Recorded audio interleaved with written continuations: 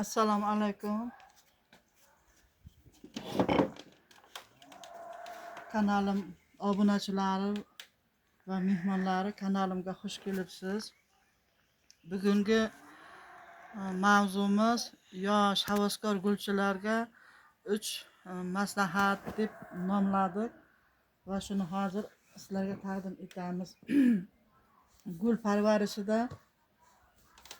parvarishida gul shaydolari juda ko'p. Hozir gulchi opa-singillarimiz ham juda ko'p. Juda havas qilganlar o'zlariga yoqqan gulni nimasi cherinkasidan oladi, o'sha cherinkasini tomirlatib, mana bunday kichkina nimalarga ekishadi, tuvaklarga. Keyin 1 yil bo'yi sug'arib, o'g'it berib, yaxshi qishdan eson-omon chiqarib, yaxshi rivojlangandan keyin 2-yilga uni o'zidan ko'ra kattaroq gul tuvakka ekib, yana parvarish qilishadi, sug'orishadi, o'g'itlarni berishadi, qishda sovuqdan, yozda issiqdan asrab yaxshilab parvarish qiladi. O'sha parvarish jarayonida ba'zi nimalar gulchilarning esidan chiqib ketadigan bir tadbir bor, o'shani hozir ko'rsatib bermoqchiman. Endi hamma gullar sug'oriladi, yozimiz issiq bo'ladi. Ha deb sug'oravergandan keyin tuproqning tagidagi mana bu nima tuproq qotib qoladi. O'shani har sug'organdan keyin yumshatib turish kerak. Men ataylab yaqinda sug'ormadim. 2 kun oldin sug'orib qo'ydim, yumshatishni ko'rsatamiz deb. O'sha nam payti yaxshilab tuproqni yumshatib ishlov berib qo'yamiz. Bunda tuproqni yumshatganimizdan keyin bu ildizga yaxshi havo o'tadi, ular kislorod bilan nafas oladi. O'sha nima ildizimizni juda yaxshi rivojlanishiga sabab bo'ladi. Ildizga yaxshi bo'lgandan keyin albatta tepa qismiga ham yaxshi-da, gullarimiz yaxshi rivojlanadi.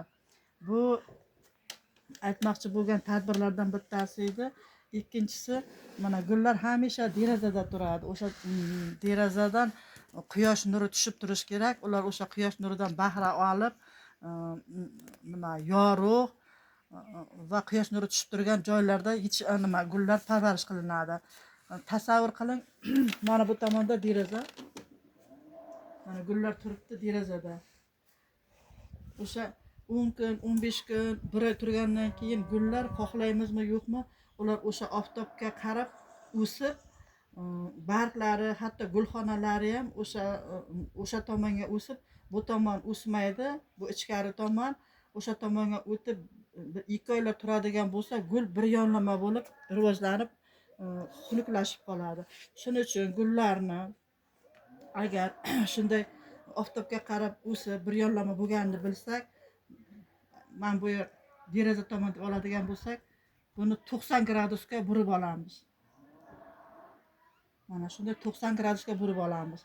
Shu alfozda turadi, hammasini buramiz. Mana 90 gradusga burib oldik.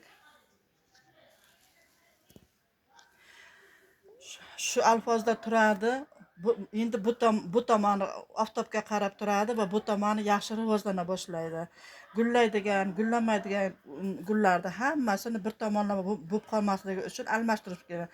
Ikkinchi tomoni qarayapmizki, juda yaxshi rivojlanib, o'sha cho'zilib qolmasdan oldin yana 90 gradusga burib qo'ydik.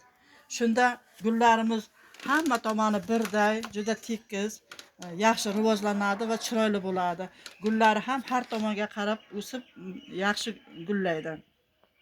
Endi 3-chi aytmoqchi bo'lgan narsam bu gulni g'unchalari haqida. Bir guldan havasimiz ketib atroska olmoqchi bo'lsak, atroskaning uchida atroska olib turib gulni ko'paytirmoqchi bo'lsak, masalan, mana shu yerdan atroska oldik deylik. Buni uchida gulxonasi bor. Olgan atroskamizda gulxonasi bo'lsa, albatta uni yulib olib tashlash kerak. Chunki bu atroska tomirlash jarayonida ham tomirga, ham gullashga kuch berolmaydi. Keyin bir atroskani oldik, g'unchasi yo'q, nimadan oldik? Atroskani tomirlatishga qo'ydik. Tomirlatdik va uni mana bunday tuvakchaga ekdik. Ekish jarayonida u g'ayrat qildida, u yana gullagisi kelib turib g'unchalab qoldi. Uni albatta yulib olib tashlaymiz. Chunki birinchi yilida e, o'simlik yaxshi tomir otib, tuvakka joylashib, o'zi rivojlanib olishi kerak. Uni hali gullashga kuchi yetmaydi. Mana bu gulimiz ikkinchi yil rivojlanishi.